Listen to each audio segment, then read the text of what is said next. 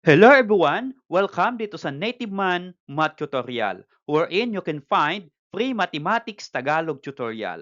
Ang lesson po na ipapaliwanag ko sa video na ito ay under Strengthened Senior High School Curriculum. Ito po ay General Mathematics, Grade 11, at ito po ay nakabase sa 3-term policy ng DepEd, at ito po ay Term 1, Week 1 of the Strengthened Senior High School Curriculum. For today's video lesson, we are going to discuss calculating salary, wage, and commission. But before we discuss this lesson, if you are not yet subscribed to this channel, please subscribe for more video lesson. Lahat po ng lessons ng pang grade 11 General Mathematics ay i-upload ko po dito para sa inyo. Okay, let's begin. The learning competency of this lesson is calculate weekly or monthly wages from an annual salary, wages from an hourly rate, including situations involving overtime and other allowances, and earnings based on commission or piecework. And for the objectives, at the end of the lesson, learners will be able to, number 1, define salary, wage, commission, overtime, and piecework income. Number 2, differentiate among annual salary, hourly wage, commission, and piecework income. Number 3, compute weekly and monthly wages from an annual salary and hourly rate, including overtime pay and allowance accurately. Number 4, calculate earnings from commission and piecework. Number 5, solve word problem involving weekly and monthly wages from an annual salary and hourly rate including overtime pay and allowance. Okay, let's start discussing wage. So what is wage? It means the remuneration or earnings, however, designated capable of being expressed in terms of money, whether fixed or ascertained on a time, task, piece, or commission basis, which is payable by an employer to an employee under a written or unwritten contract of employment for work done or to be done or for services rendered or to be rendered. So in short, ano po ba ang ibig sabihin ng wage? So ang wage po ay amount of money na ibinabayad po sa taong nagtatrabaho. Okay, ang tawag po sa taong nagtatrabaho ay worker or pwede pong tawagin sa kanya ay employee. So ang employee po ay ito po yung mga taong nagtatrabaho at ang employer po, iyan naman po ang namamahala sa mga trabaho. Ano po? At ang employee po ay binabayaran ng employer by way of wage. Ano po? And there are many kinds of wage. So, first kind of wage is hourly wage. So, ano po yung ibig sabihin ng hourly wage? Is the amount earned for each hour work. Mean to say, may mga trabaho po na binabayaran per oras. Ano po? For example, sa maghapon, naka-4 na oras ka lang, so ang babayaran lang sa iyo ay 4 hours. Kaya po hourly wage yan. Another, we have the so-called daily wage. Is the amount of money a worker earns for each day of actual work. It does not include payment for days the employee did not work, for example, rest days, holidays, or leaves, unless otherwise required by law or employer policy. Okay, pag sinabi naman po nating daily wage, ito naman po yung mga trabaho na binabayaran po siya in daily basis. Ibig sabihin, ang tawag po diyan ay per day, ang pagbabayad po sa worker. Okay? So, sa Pilipinas po, may nagtatanong ilang po bang oras ang pagtatrabaho ng isang employee sa sa Pilipinas. Ito po ay 8 hours. So, ang 8 hours po, yan po ay isang araw dito po sa Pilipinas. Okay, so how about salary? Salary refers to a fixed regular wage typically paid monthly, semi-monthly, or weekly, especially for professional, managerial, or administrative positions. Okay, so ano po ang ibig sabihin ng salary? So yung salary po ay wage or regular wage. Pag sinabi po nating regular wage, ito po ay hindi nagbabago. Ano po? Ito po ay fixed. Ha? Okay, so yung salary po ay karaniwan binabayaran siya monthly, okay, buwan-buwan, semi-monthly. Ano pong ibig sabihin ng semi-monthly? Ang semi po, ang ibig sabihin ay kalahati. So, pwede po yung iba pong mga employee, binabayaran po sila ng kalahating buwan or every 15 day ay binabayaran po sila. Okay? Or pwede naman po ang salary ay weekly, especially professional, managerial, or administrative positions. Okay, pero ito pong weekly salary ay bibihira po ito. Ang karaniwan po ngayon ay monthly salary and semi-monthly salary. Sa mga teachers po, ang salary po nila ay semi-monthly. Okay? So, kinsenas katapusan po ang salary ng mga teachers. So, there are many kinds of salary. We have, number one, annual salary. So, ano pong ibig sabihin ng annual salary? From the word annual, ito po ay isang taon. Okay? So, annual salary is the total amount of money a person earns in 1 year, usually from a fixed monthly salary. So, ibig sabihin, nako-compute po ng employer yung annual salary ng isang employee kapag meron po siyang fixed monthly salary. Ibig sabihin po ng fixed monthly salary ay hindi po nagbabago yung salary ng isang employee kada buwan. For example, nag-start po siya sa January ng salary na 20,000 pesos. So hanggang December po ay 20,000 pesos po yung kanyang salary. So, para makuha mo yung annual salary, so ilan po bang buwan sa isang taon? So 12. So therefore, i-multiply mo lang po sa 12 yung monthly salary to get annual salary. Okay. Another kind of salary is monthly salary. Is the fixed amount an employee earns every month. So, monthly basis naman po ang pagbabayad sa isang employee kapag siya po ay nasa monthly salary basis. Okay? How about the computation of monthly salary? Okay, kapag ang given po ay annual salary. So, to calculate monthly salary, annual salary divided by 12. So, for example, 100,000 ang annual salary ng isang employee. So, magkano kaya ang sweldo niya sa isang buwan o salary niya sa isang buwan? So, i-divide lang po natin sa 12 months. Okay? How about naman po kapag monthly salary, ang i-compute natin, but the given is daily wage. Okay. So, daily wage po ang tawag kasi po maiksi lang po yung oras. Ano po? So, daily wage times 24 days. So, ito pong 24 days ay pwede pong magbago. So, bakit kaya 24 days lang? Ay monthly salary po yung kinocompute natin. Ano po? At per day naman po ang computation o ang given po ay isang araw po na wage ng isang employee. Bakit po kaya 24 days lang?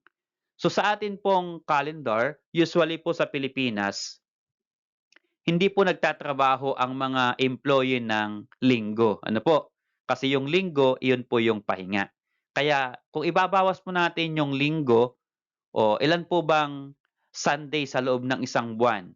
So, 4 po na Sunday. So, kapag 4 po na Sunday, kung 30 days po yan, ay di 30 times 4, minus 4, dapat 26 lang. Bakit po kaya 24 days? Ano po? So, yan na po yung minimum. Kasi po sa February ay 28, may time po na ang February ay 28 days lang. So, 28 days, may 4, minus 4 Sundays, yan po ay 24. Pero ito pong 24 ay pwede pong magbago. Kasi mayroon pong 31 days, meron pong 30 days, at yung February po ay 28 days. Another kind of salary is semi-monthly salary. It is the amount of money earned by a person twice a month and intervals not exceeding 16 days. This can be computed by dividing monthly salary into 2. So, pag sinabi po nating semi, kalahati po yan. Kaya, semi-monthly salary, kalahating buwan po na salary. Ano po? Halimbawa, ang sweldo po niya sa isang buwan ay 20,000, so ang kanyang pong semi-monthly salary ay 10,000. So, i-divide lang po ng 2 yung kanyang monthly salary na 20,000. So, 20,000 divided by 2 is 10,000. So, yun po yung semi-monthly salary. How about naman po yung tinatawag na weekly salary? Kung may weekly wage, meron din pong weekly salary. So, take note, yung salary po ay fixed. Ano po? So, mean to say, fixed po sa isang buwan, yun na po yung kanyang, sa isang linggo, iyan na po yung kanyang sweldo. Okay. So, weekly salary is the income received in a week. So, to calculate weekly salary, kapag ang given po ay annual salary or isang taon na salary yung given at gusto mong malaman yung kanyang weekly salary, so i-divide mo lang sa 52 weeks yung kanyang annual salary. Because in a year, there are 52 weeks. Kaya annual salary divided by 52 weeks, that is the weekly salary. Another one, how about if the given is daily wage? So to get the weekly salary of an employee, you multiply daily wage by 6 days. So bakit po 6 days? Again, hanggang Sabado lang po minsan ang pagtatrabaho ng isang employee. Okay. So, kaya po tinawag na o ang ginamit po dito ay 6 days. Okay. Okay, another way of earning money is the so-called overtime pay. So what is overtime pay? Is the extra pay given for working beyond 8 hours at the rate of an additional 25% of his regular wage. So pag sinabi po nating overtime pay, from the word overtime, sumobra po sa oras ng pagtatrabaho. Dito po sa Pilipinas, ang 1 day po ay 8 hours. Kapag sumobra po sa 8 hours ang pag-render mo ng trabaho, ang tawag po dun sa sobrang oras ay overtime. At yun po ay binabayaran ng mga employer. So paano po binabayaran ng employer yung overtime? Yun po ay 25% of your regular wage. Okay, so mamaya po magpipresent po ako ng examples about overtime pay. So ito po yung mga different holidays wherein kino-consider po natin na overtime kasi hindi po nakalagay dun sa regular days. So kapag holiday po at ikaw ay pinagtrabaho ng iyong employer, meron ka pong sweldo. Pero yun po ay hindi nakabase sa regular. So mas malaki po yung sweldo mo dun sa regular. So first po ay work on a rest day or special holiday. So kapag special holiday po at ikaw po ay nag-render ng work, then babayaran ka po hindi sa regular. Ito po ay daily rate times 1.30. So ibig sabihin, mas malaki po yung suswelduhin mo compare sa regular day kapag ikaw po ay nagtrabaho sa special holiday. Another one ay work on regular holiday. So may mga regular holiday po tayo at ganun pa rin na pinagtatrabaho tayo, mayroon pa rin po yun bayad at mas malaki po. Ito po ay daily rate times 2.00. Ito po yung tinatawag po nilang double pay. So sa mall po karaniwan, halimbawa po Pasko o New Year, yun po ay regular holiday. At kapag Pasko po ikaw po ay pumasok, double pay po ang ibabayad sa iyo. Ano po? For example, ang 1 day mo po sa regular ay 500, kapag sa Pasko magiging 1,000 na po times 2. Okay? Another one is work on a regular holiday that falls on rest day. So may mga regular holiday po na nag-fall po sa rest day at ikaw po ay pinagtrabaho, then napakalaki po yon. Hindi lang po double pay. Kasi yung daily rate mo, i-multiplies po sa 2.6 or 2.60. For example, ano ba yung regular holiday? Halimbawa po, Pasko yung regular holiday po natin. And then, ang rest day po ay linggo. So, Pasko na, tapos nagkataon pa na linggo, at ikaw po ang nagtrabaho, then yung daily rate mo po ay i-multiply ng 2.60. Ano po? More than double pay po yan. Another one po ay night shift differential. Ito naman po yung mga trabaho na panggabi. Ano po? Pero ito lang po ay applicable sa oras na 10 o'clock PM hanggang 6 o'clock AM. Ano po?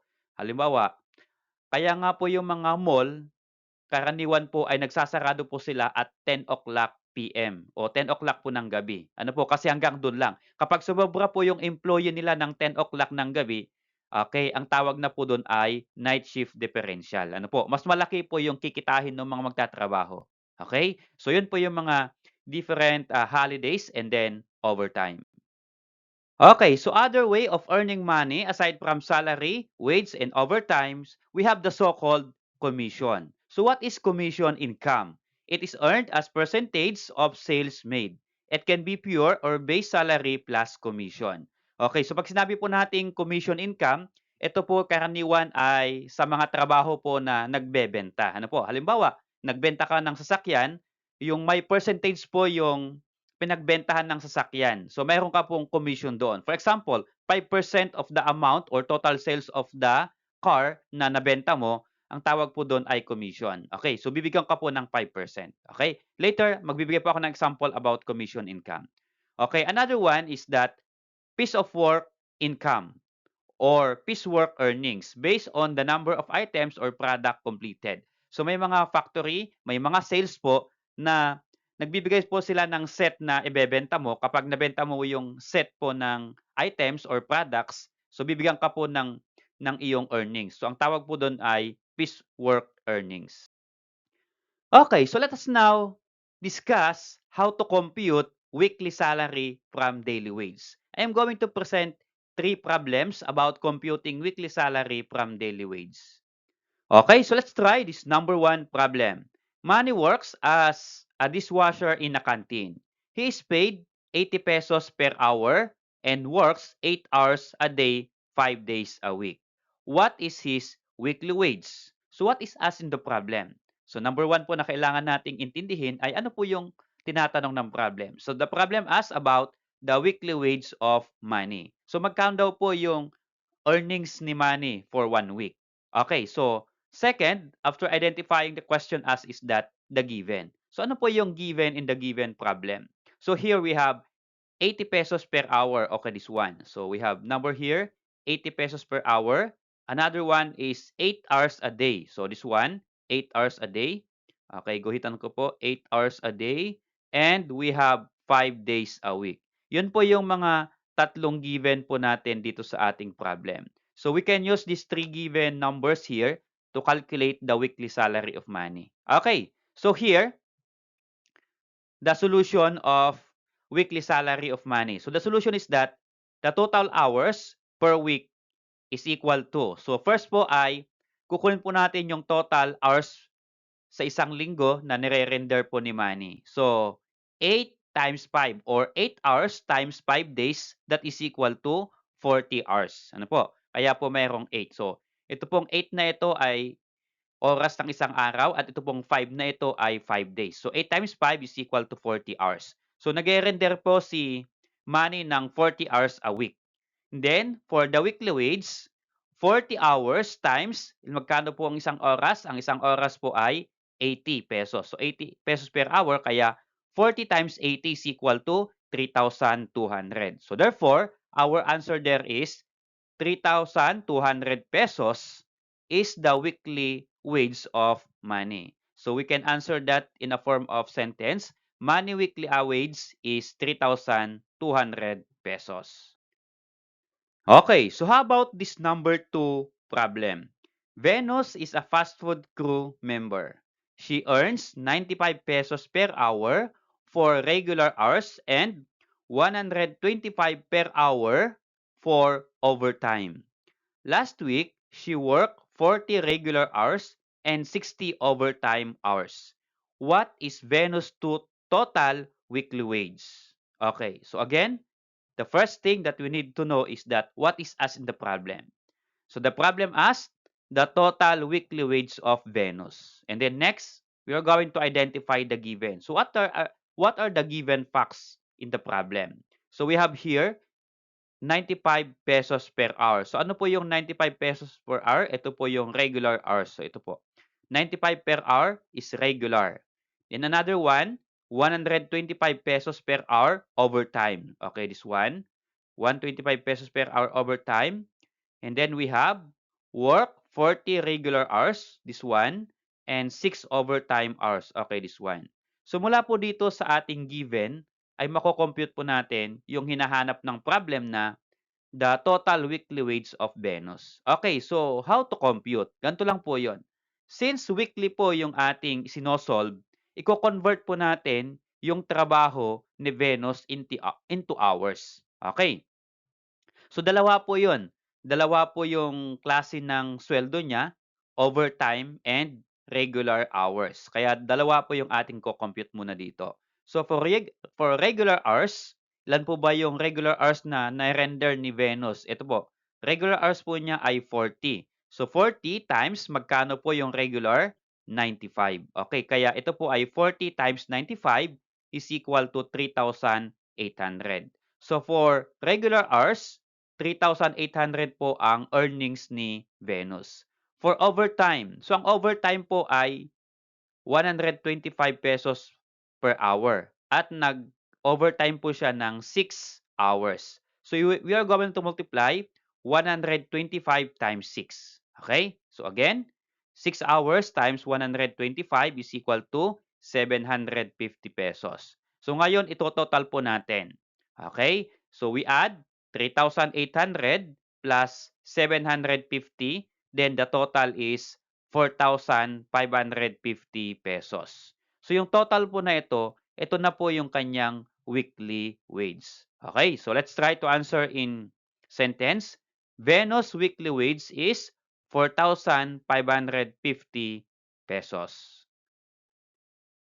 Okay, so how about this number 3 problem? Steven works as a delivery helper earning 400 pesos per day for 6 days in a week.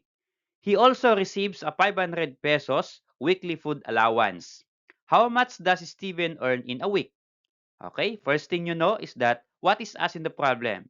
So the problem asked the earnings of Steven in a week. So magkano daw po ang kita ni Steven sa isang linggo? Okay, and then identify natin yung given. So we have 400 pesos, okay, this one. 6 days a week, okay, this one. And we have 500 pesos per week food allowance, okay, this one.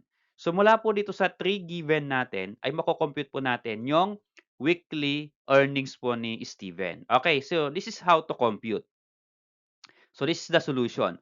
Earnings weekly is equal to, ang isang araw po niya ay 400 pesos. At ilang araw po magtatrabaho sa isang linggo?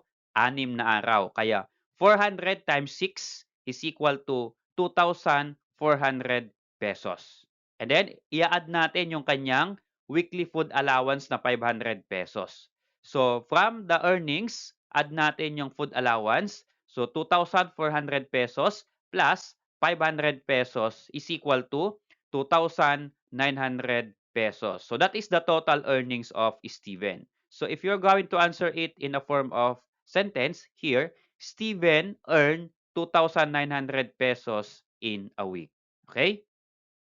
Okay, so now we are going to discuss computing weekly salary from annual salary. So before we discuss, what is the difference between weekly salary and annual salary?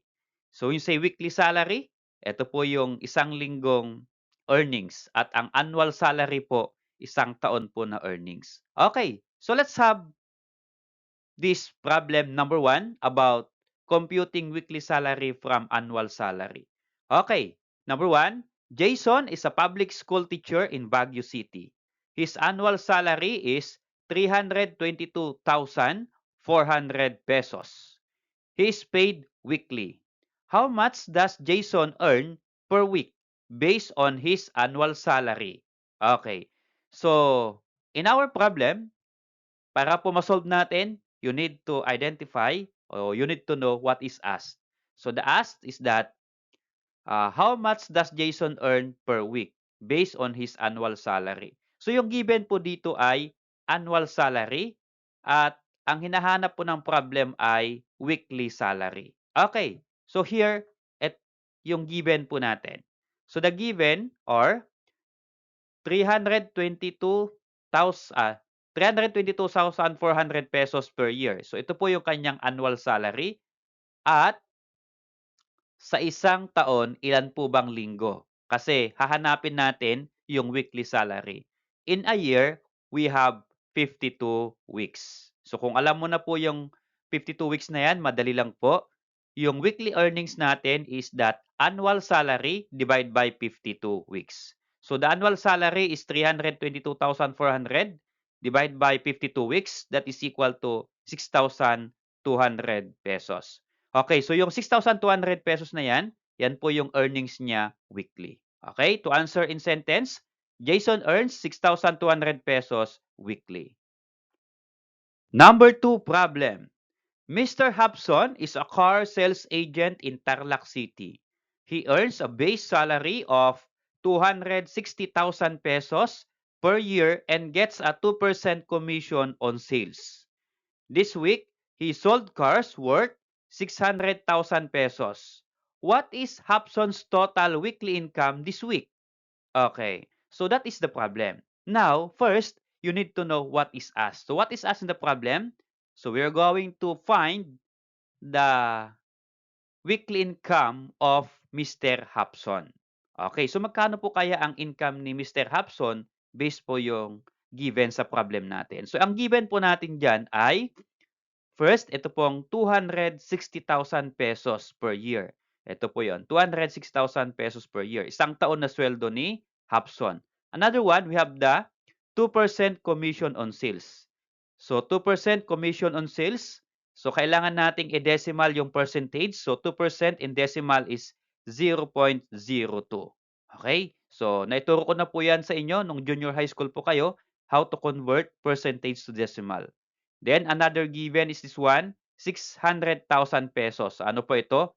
Ito po yung sales on cars. Ito po yung total sales na napagbentahan ni Mr. Hobson sa car. Okay, now we are going to calculate his weekly salary or this week salary. So ito po yung kanyang simple computation. The weekly income or the regular weekly income of Mr. Hobson is we are going to divide the amount earned by Mr. Hobson a year. So ito po ang annual salary po niya ay 260,000 pesos. I-divide po natin sa 52. So bakit 52? Kasi isang taon, there are 52 weeks. Okay? So 260,000 pesos divided by 52 is equal to 5,000 pesos. Okay. How about naman yung kanyang commission? So yung kanyang commission po ay 2% of the total sales. So ang total sales po niya ay 600,000 pesos. I-multiply po natin sa 2% na in decimal 0.02.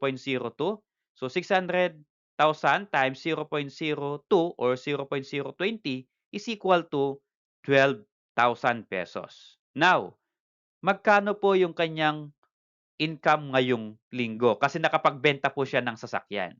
So yung kanyang regular weekly salary is 5,000 pesos plus yung kanyang 2% or yung kanyang commission doon sa sasakyan na naibenta niya na 12,000 pesos. And then, if you're going to add 5,000 plus 12,000 is equal to 17,000 pesos. So imagine, kahit 2% lang po yung kanyang commission pero kumita po siya ng 12,000 pesos. Okay? So yung kanyang weekly o yung kanyang sweldo ngayong linggo ay 17,000 pesos. So here in sentence, Hobson earns 17,000 pesos this week. Okay, so another kind of problem, we are going to compute monthly salary from daily wage. So again, monthly salary, buwan, at ang given daw po ay daily wage. So ibibigay po sa problem kung magkano po yung sweldo niya sa isang araw. Ang i-compute naman po natin ay yung kanyang isang buwan na salary. Okay, ito po yung ating problem number 1. Melissa works as a cashier in a grocery and is paid 570 pesos per day. She works 6 days per week for 4 weeks in a month. What is her total monthly wage? So again, what is asked in the problem? So the problem asks the monthly wage of Melissa. Okay, so ano po yung mga given in the problem? So una po ay 570 pesos per day. So ang isang araw po na sweldo ni Melissa ay 570 pesos. Okay? At she works 6 days per week. Okay, so 6 na araw po sa isang linggo at nagtatrabaho po siya 4 weeks in a month. Okay? So ngayon, we are going to calculate her monthly wage. So total number of days of a month or in a month is equal to, so 6 na araw po siyang nagtatrabaho, 6 days a week, at 4 na linggo po sa isang buwan. Kaya 6 times 4, ilang araw? 24 days. So mean to say, Sa isang buwan, nagtrabaho po siya ng 24 days. Okay? So again, 6 days po siya nag-render o 6 days a week siya nag-render at 4 na buwan siya nagtrabaho. Kaya 6 times 4 is equal to 24. Ito po ay days. Then, for the monthly wage, ang monthly po na salary o yung daily wage of Melissa is 570. Multiply natin yung 24 kasi 24 days in a month. So, 570 times 24 is equal to 13,680. So, the monthly wage of Melissa is 13,680 pesos. Okay? How about this number 2 problem? Jonah is a sales promoter at a local appliance store in Baguio. She earns a daily wage of 620 pesos, a monthly transportation allowance of 1,000 pesos, and a commission of 2% on total sales. In 1 month, she worked 26 days and made 80,000 in total sales. What is Jonah's total monthly earnings? Okay, so what is as in the problem? So the problem asks for the monthly earnings of Jonah. So magkano daw po yung sweldo ni Jonah sa isang buwan? Pero marami pong given. Okay, so ano po ba yung mga given? Una po ay yung 620 pesos. Ito po ay daily wage. Ibig sabihin per day. Ang isang araw po ni Jonah ay 620 pesos. Then another is that monthly transportation allowance na 1,000 pesos. Okay, kaya lagay po natin dito 1,000 pesos transpo or transportation. Another given, we have 2% commission. Kaya 2% commission, again in decimal, yung 2% po ay 0.02. So meron pa po bang given? We have this one, 26 days. So in a month, ay nag-render po si Jonah ng 26 days and made 80,000 pesos in total sales. So nagkaroon po siya ng benta na 80,000 pesos sa loob ng isang buwan. So mula po dito sa given na ito, we are going to calculate the monthly earnings of Jonah. So paano po ba? Ganito lang po yun kasimple. Okay, this is the solution.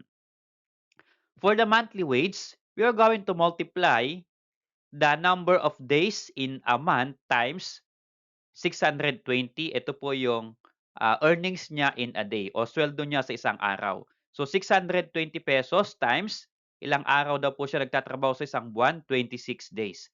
Kaya 26 times 620 pesos is equal to 16,120. So yun yung kanyang regular monthly.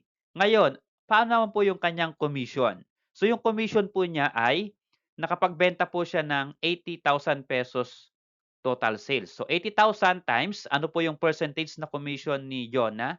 2%. So in decimal, 2% is 0.02. Okay, if you multiply, 80,000 pesos times 2% is equal to 1,600 pesos. Now, if you're going to add the monthly wage plus commission, ito po yon.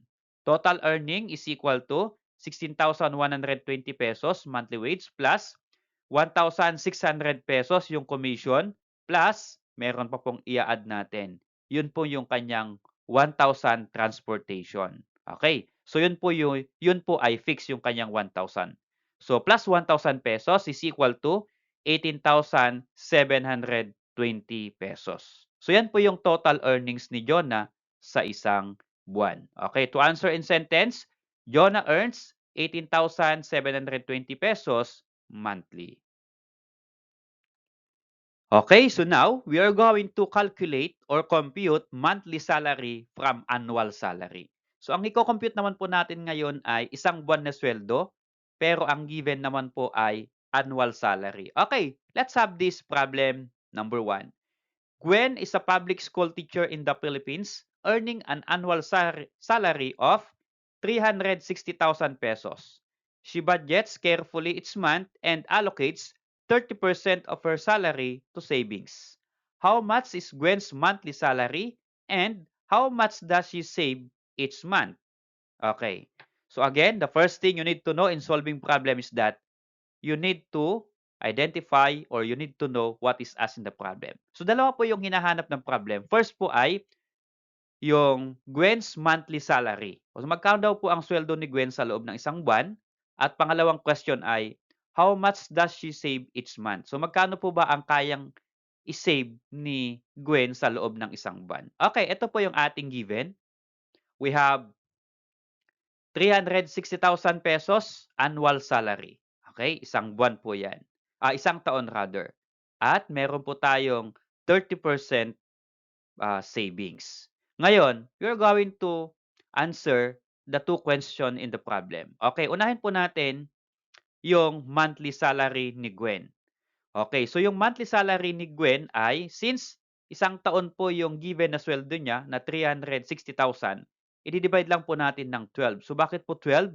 Kasi sa isang taon, there are 12 months. Kaya 360,000 divided by 12, that is equal to 30,000 pesos. Okay, yan po yung kanyang monthly salary. How about monthly savings? Kung siya po ay nag-earn ng 30,000 pesos a month, then kukunin po natin yung kanyang 30%. Kaya i-multiply po natin yung 30,000 pesos sa 30%. So that is in decimal 0.30. So 30,000 times 0.30 is equal to 9,000. So yung monthly savings po niya ay 9,000 at yung kanyang monthly salary po ay 30,000. Ito po yung answer sa question 1 at 9,000 naman po sa question 2. Okay, to answer the problem, Gwen earns 30,000 pesos per month and saves 9,000 monthly. Okay? How about this number 2 problem? Annalyn is a freelance insurance agent in Cabanatuan. She earns 10,000% commission on every policy she sells. In a month or in 1 month, she sold policies worth 500,000 pesos in total. She also receives a monthly allowance of 5,000 pesos. What is Annalyn's total monthly earnings? Okay. So what is asked in the problem? The monthly earnings of Annalyn. Now, what are the given? So yung given po natin ay here. Ano po yung una? Ang una ko pong nilagay dito ay 5,000 monthly allowance. So 5,000 is monthly allowance. Another one is this one, 500,000 pesos in total. Ano po ito? So ito po ay nakapagbenta po siya ng 500,000 pesos na policies. So monthly sales ang tawag po dyan. And then, yung kanya pong commission ay 10% commission sales. So nakalagay po ba yung 10%? Ito po yung 10% commission, 10% commission on sales. Okay? So now, we are going to solve what is asked. Magkano po yung total monthly earnings ni Annalyn? So for the commission, first, calculate natin yung commission ni Annalyn. So yung kanyang commission ay yung kanyang sales, which is 500,000 pesos monthly sales, times percentage ng commission niya ay 10%, kaya times 0.10. Okay? That is equal to, if you multiply, 50,000 pesos. Okay? So meaning to say, yung kanyang commission pa lang ay 50,000 pesos na. Ano po? Iba pa po yung kanyang sweldo.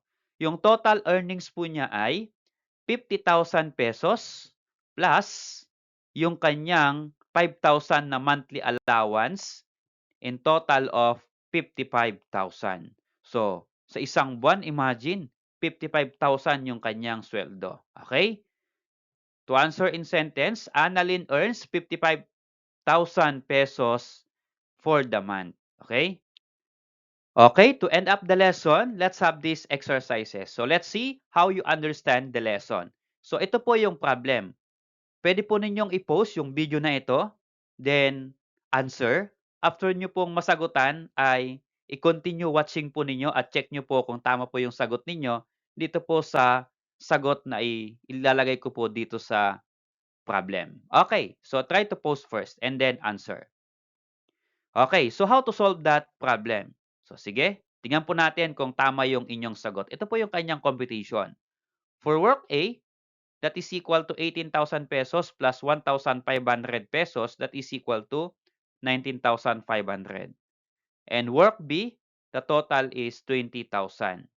Okay? So, ano po yung maging sagot natin doon sa question? Ito po yon.